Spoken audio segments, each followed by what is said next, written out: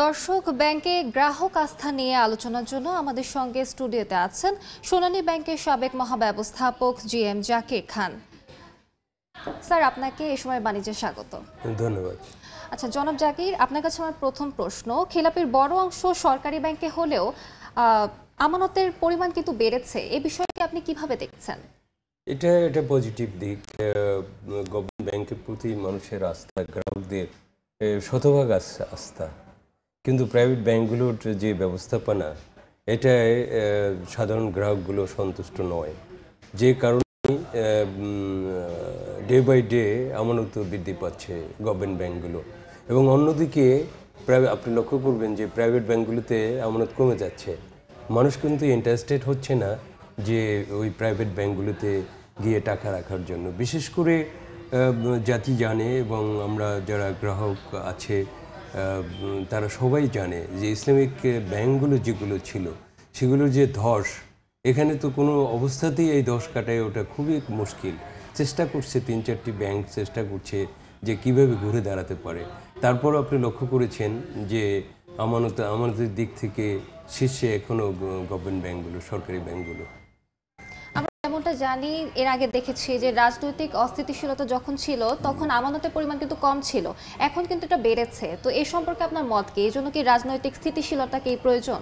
রাজনৈতিক স্থিতিশীলতা তো অবশ্যই দরকার। আপনি যদি ফ্যামিলির কথা চিন্তা করেন, ফ্যামিলি ম্যানেজমেন্টে যদি সেখানে অস্থিরতা থাকে কোনো কারণে, সেখানে ম্যানেজমেন্ট ভেঙে পড়বে। তো কাজে রাষ্ট্রে যদি স্থিতিশীলতা থাকে, সেখানে যে গ্রাহক যারা আছে তারা ইনভেস্ট করতে কিন্তু দ্বিধাদ্বন্দ্ব থাকে যে আমি ইনভেস্ট করব কি করব না, আমার টাকা আবার লোপাট হয়ে যাবে কিনা। এই যে বড় ধরনের একটা আকাঙ্ক্ষা, যে সেই আকাঙ্ক্ষা থেকেই তো কিন্তু সেই আকাঙ্ক্ষাটা কিছুটা কমে এসেছে, এখন কিছুটা স্থিতিশীল অবস্থায় আছে। আমি জানি না রাজনৈতিক যে নির্বাচন সামনে আছে 2025-26 অর্থবছরে কী পরিস্থিতি দাঁড়াবে, এখন কিন্তু প্রেডিক্ট করতে পারবেন না আপনি। এই আমানত যে বাড়ছে স্যার, এই জন্য কি আমরা আশা করতে পারি যে বিনিয়োগও বাড়বে? নিশ্চয়ই আমানত বাড়লে এটা একটা ফলক থাকে যে ব্যাংকার যারা আছে তাদের টার্গেট দেওয়া থাকে, অফিসারদেরকে প্রণোদনা দেওয়ার সিস্টেম থাকে, প্রমোশন দেওয়ার সিস্টেম থাকে। নিশ্চয়ই টাকা আছে, নিশ্চয়ই তারা ভালো পার্টি খোঁজ করে বের করে ইনভেস্ট করবে, এটাই নিয়ম। একই সঙ্গে কিন্তু আমরা দেখেছি যে খেলাপি ঋণটাও বেড়েছে, এজন্য আমানত বেহাত হওয়ার সম্ভাবনা আছে কি না? বেহাত যেটা ম্যাচাকার হওয়ার তো হয়ে গেছে, এটা নতুন করে যে ম্যাচাকার হবে আমাদের তো স্বপ্ন দেখতে হবে, নাহলে দেশ কীভাবে চলবে। এক, দুই হলো যে আমানত তো রাখে, আপনি নিরাপদ কোথায়? ব্যাংকে টাকা রাখার, বাসায় তো কেউ টাকা রাখে না, তাই না? অন্য কোথাও টাকা রাখবে না, আপনজনের কাছে টাকা দিতে দ্বিধাবোধ করে, যে টাকাটা দিলে টাকাটা কেন খরচ করে ফেলে।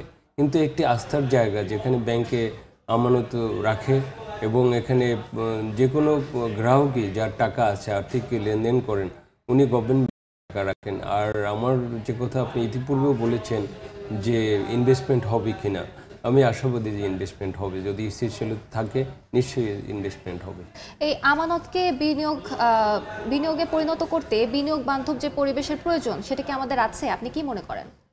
বিনিয়োগ বান্ধব এটা তো আপেক্ষিক ব্যাপার, যে বিনিয়োগ বান্ধব অবস্থার সৃষ্টি, যে টোটাল সিচুয়েশনটা যদি দেশে ভালো থাকে বিনিয়োগ অবশ্যই হবে। কিন্তু আপনি যে বিনিয়োগ করে যে খুব বেশি এগিয়ে যেতে পারবেন সেরকম না। আপনার শ্রেণীকৃত ঋণ আছে,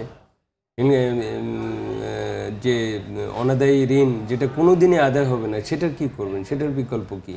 কাজে আগানোটা খুবই কঠিন। কাজে সেই চ্যালেঞ্জের মধ্যে থেকেই ব্যাংকগুলো আগাবে এমন মনে হচ্ছে, যে প্রাইভেট ব্যাংকগুলো গোটা তিনটি ব্যাংক ঘুরে দাঁড়াচ্ছে। তো অন্য ব্যাংকগুলো এখন পর্যন্ত তারা কুল কিনারা পাচ্ছে না। কাজে এখানে চ্যালেঞ্জ আছে। বিনিয়োগের ক্ষেত্রে উচ্চ সুদ হার তো একটি বড় বাধা। জি, এ সম্পর্কে আপনি কি মনে করেন?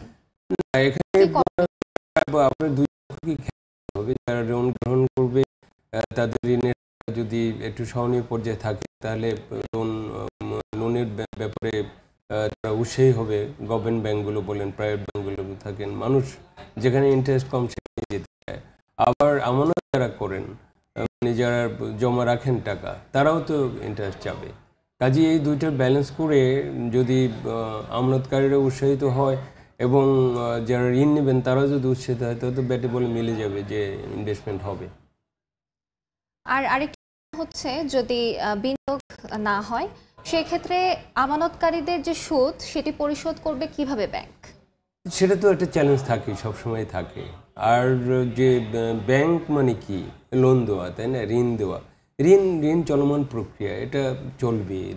ঋণ ছাড়া তো ব্যাংক বেঁচে থাকতে পারে না। ব্যাংকগুলো যেসব প্রবলেম, ব্যাংকগুলো তো চ্যালেঞ্জ নিয়ে বেঁচে আছে এবং তারা ভালো অবস্থানে আছে। এখন প্রাইভেট একীভূতকরণ যে প্রক্রিয়াটা চালু করেছে, এটা একটা রেজাল্ট আসতে পারে আমার ধারণা। যারা মানে যারা লাভ করতে পারছে না, যারা পিছিয়ে আছে, তাদেরকে একত্রিত করে সবল যে ব্যাংকগুলো আছে তাদের সাথে যদি মার্জ করে তাহলে একটা রেজাল্ট আসতে পারে। আমানতের উচ্চ সুদ হার মানুষকে বিনিয়োগ বিমুখ করছে কিনা আপনি কি মনে করেন? না, এটা যারা ইনভেস্ট করে তারা কিন্তু এত বিশ্লেষণ করে না যে আমি কতটুকু পেলাম না। এটা রাষ্ট্রের অবস্থানের উপর নির্ভর করে, রাষ্ট্রীয় আর্থিক যে ব্যবস্থাপনা যে রয়েছে তার উপর নির্ভর করে। আমি চাইলেই তো, আমি একজন গ্রাহক, আমি চাইলেই কি ইনভেস্ট করলেই কি অনেক টাকা আমাকে সুদ দিবে, এইটা বিষয়টা এরকমের না। এই যে আস্থা ফিরছে ব্যাংকে, এই ক্ষেত্রে সংস্কার কার্যক্রমটুকু কতটুকু ভূমিকা রাখছে? আস্থার জায়গাটা ফিরে আসছে তো গভর্নমেন্টের উদ্যোগের কারণে, এটা নিঃসন্দেহে বলতে হবে যে সংস্কার করছে, সংস্কারে অনেক ফিরে আসতেছে।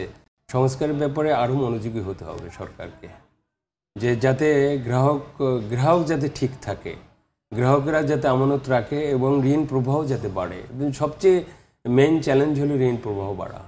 এক্ষেত্রে গভর্নমেন্টের কমিটমেন্টটা কতটুকু গুরুত্বপূর্ণ বলে আপনি মনে করেন? গভর্নমেন্টের কমিটমেন্ট সবসময় গুরুত্বপূর্ণ থাকে, কিন্তু এটা বাস্তবায়নের ক্ষেত্রে যারা বাস্তবায়ন করে সেখানে গিয়ে পরিস্থিতিটা তৈরি হয়। স্যার, আপনাকে অসংখ্য ধন্যবাদ আমাদের সাথে যুক্ত হওয়ার আপনাকে জন্য। অসংখ্য ধন্যবাদ সময় টিভিকে। জি, থ্যাংক ইউ। আমরা আলোচনা করছিলাম সরকারি ব্যাংকে আমানত বেড়েছে সেই প্রসঙ্গে।